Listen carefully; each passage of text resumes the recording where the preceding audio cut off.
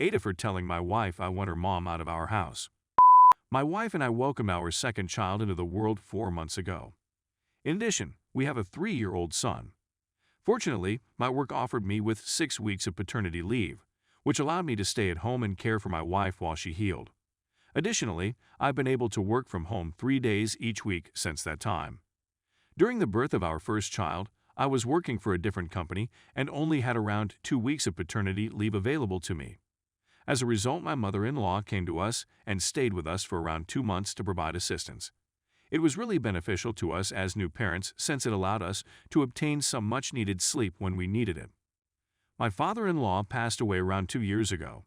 MIL and her husband sold their home and moved into a condominium about an hour away. Towards the time of the birth of our second child, my wife expressed a wish for my mother-in-law to come to our home for a few months, just as she had done with our first child.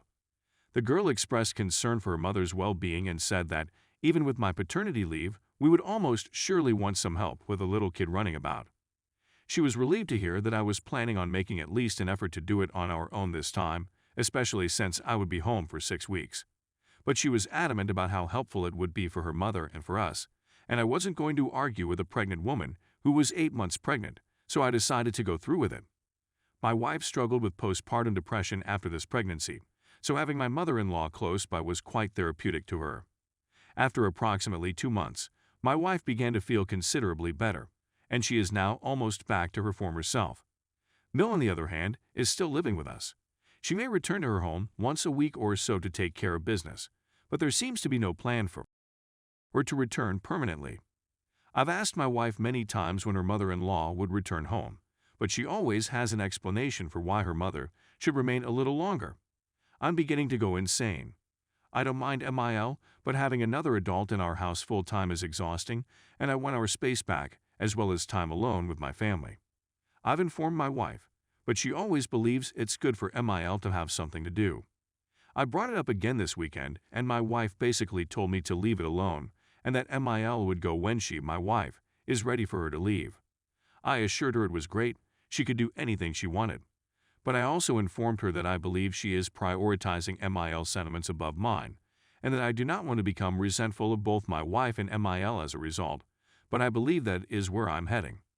She accused me of being selfish for only thinking of myself while my mother-in-law had just lost her husband and my wife was still healing from postpartum and giving baby. I told her it's already been 4 months and that if we blink, it'll be 6 months, then a year, which isn't what I committed to and I don't want. I know my wife won't tell MIL how I'm feeling, but I have a sneaking suspicion that MIL is picking up on it since I've seen myself becoming short with her, even when I'm trying to disguise my discomfort. Story 2. AITA for being upset with my husband for using my bonus on him. My husband, 28 male, and I, 27 female, have been married for nearly 4 years. We met in college and later married. He graduated from college with a finance degree and planned to work in accounting. He rapidly discovered, however, that this was not his passion. So he changed occupations and concepts, business teacher, lawyer, but nothing truly stuck with him, as this is what I want to do. This was prior to COVID. He has not done anything since COVID, but he believes that after the epidemic, there will be a surge in employment, and he will be able to discover something he is enthusiastic about. I've been working full-time and happily, my job has become remote, allowing me to pay my expenses while still putting food on the table. The involved incident, my job had done very well towards the end of the fiscal year. We offer medical testing equipment, thus it was a popular commodity in 2020. I was awarded a promotion, which included a tiny wage boost and a little bonus. I was overjoyed since it meant I could finally fix my bag and replace my shoes. My friend's dog was killed, but I admit I should not have put my handbag on a low stool in front of the puppy's bed. So it was my fault. I was so pleased to tell my husband, but he appeared to be more enthusiastic than I was about this promotion. He began talking about how he could remodel his gaming area and obtain new systems since he was sick of his old ones, and I was perplexed. I became very silent because I couldn't believe what he was saying. He ultimately goes out and buys a new computer, chair, and mouse. He'd essentially wasted my bonus. I was very outraged, and then I felt wounded and numb. We ended up arguing, and he called me selfish for not being glad that he was able to realize his goal, and I was spoiled for being unhappy that I couldn't spend this money on myself first.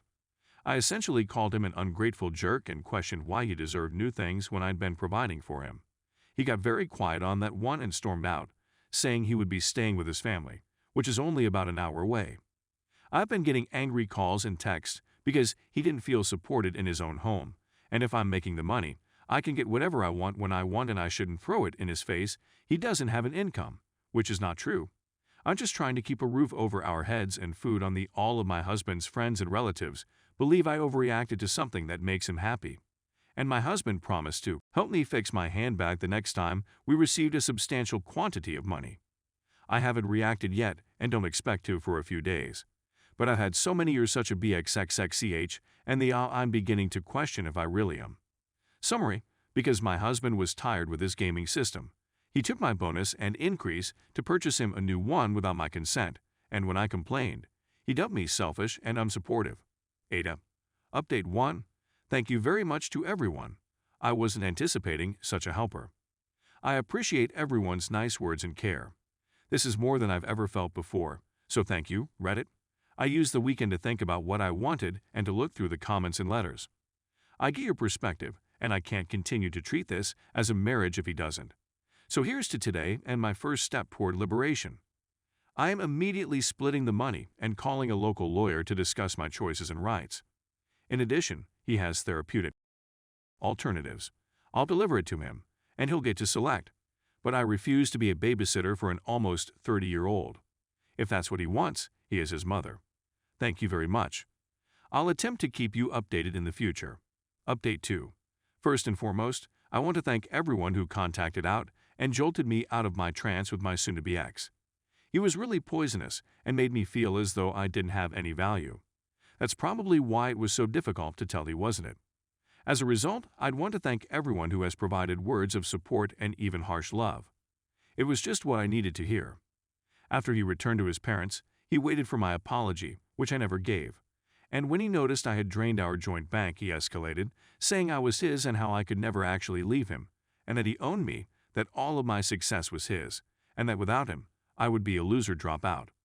Because I had previously blacklisted him and his family, they began creating phony accounts and utilizing applications to mask their phone numbers in order to harass me, saying I wrecked their son's life and how he did everything to get me where I am. Just to be thrown to the side like this was terrible and I deserved to rot. I gave all of this to my lawyer, who advised me to get a restraining order, in case he wanted to escalate further and to never interact again, but to maintain the recordings. My anxiety has skyrocketed as a result of this, and I'm working with my therapist to address it. I have totally segregated the funds and changed banks, even telling them that my STBX is never permitted to touch these accounts because he would take everything and flee. I've changed my phone number and am no longer on social media, besides this. Part of me is shattered because our marriage ended over a computer. I kept telling myself that I'm dumb and that I couldn't notice the warning flags. Everyone must think I'm Amron. Overall, I'm slowly piecing my life back together and finding out how to go on. Thank you to everyone who is still reading this, and thank you everyone who has assisted me in getting here. Summary: I am formally filing for divorce since I never apologized to him, which only resulted in my soon-to-be ex-husband and his family pestering me to the extreme. I was experiencing panic attacks every time the phone rang, so I changed my number and deleted my social media accounts. I'm breaking out from my toxic spouse and his family.